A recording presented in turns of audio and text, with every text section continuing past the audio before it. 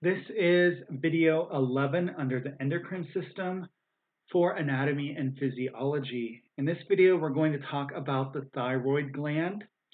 So we are first going to go to our diagram packet, and this would be diagram 11. And you can see that we have an anterior view and a posterior view of the thyroid gland and some other structures that it is going to be surrounding it. So this is the thyroid. And the gland is this one right here, kind of looks like a weird looking butterfly. So this part of the thyroid is called the isthmus. And it connects the two larger lobes of the thyroid. Along either side are the carotid arteries.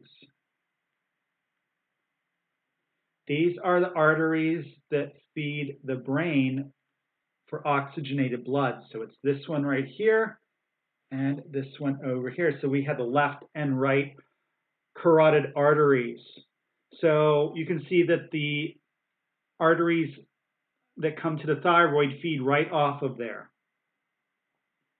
Here we have the larynx, and that's going to be a piece of cartilage right here that protects your vocal cords. So this sits right down below your vocal cords. And this area right in here, below this piece of cartilage, this area is where if they have to cut into the trachea, that is where they cut into in order to put a tube so you can breathe. So this right here is the trachea, or your windpipe. And this whole thing here is the thyroid. Now, if we look at a posterior view, down here, we can see that right here is the trachea, but we have another tube that runs behind the trachea, and this right here is the esophagus.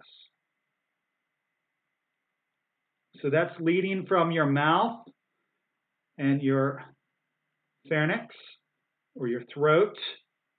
So the food comes down through here into the esophagus and then goes into your stomach. And then right here, you can see that we have four little spots. Those spots, I'm going to put a little star in. We talked about these when we talked about bone and calcium homeostasis. These are the parathyroids. Now, the parathyroid glands, we already did when we talked about bone. That was the last section.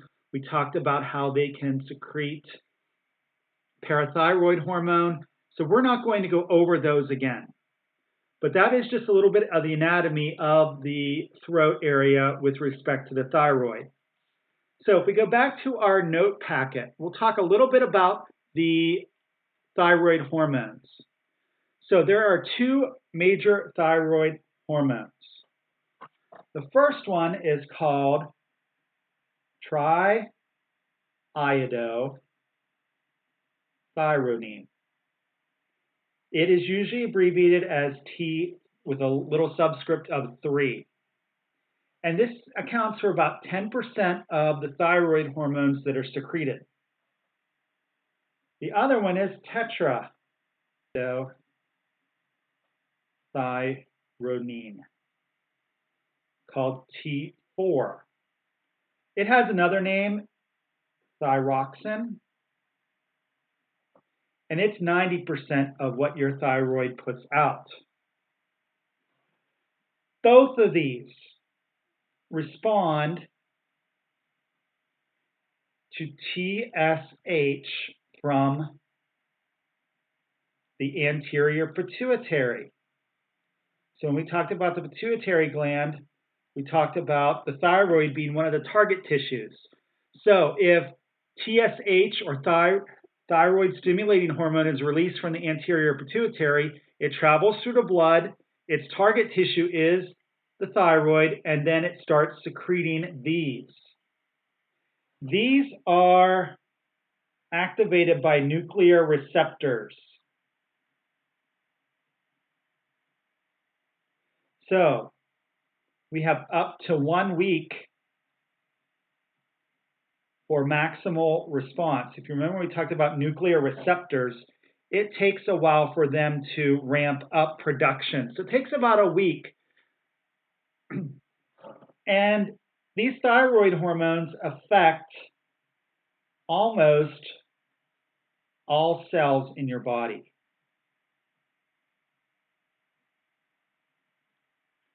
Because what these hormones do is they help regulate metabolism. So if we secrete more of them, we increase the metabolic rate in our body. And it does this a lot of different ways. It increases body temperature. It increases activity of the sodium-potassium pump. It increases ATP breakdown. And since ATP breakdown is exothermic, that's what helps increase the body temperature. It increases the number and activity of mitochondria.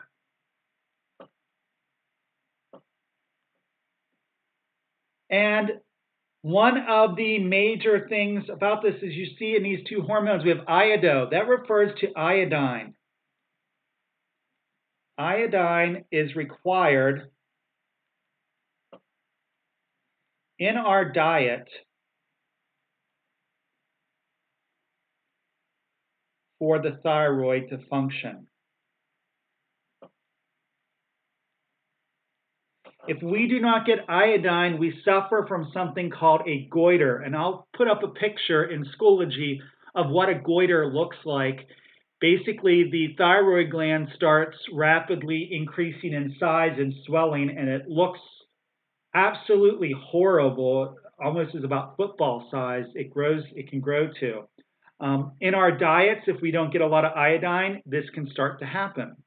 But we put iodine in salt. So if you see iodized salt, which you'll see on a lot of salt containers, we put a little bit of iodine compound in there to make sure that we get iodine in our diet, because iodine is found mainly in products that come from the ocean, so seafood, seaweed, those sort of things.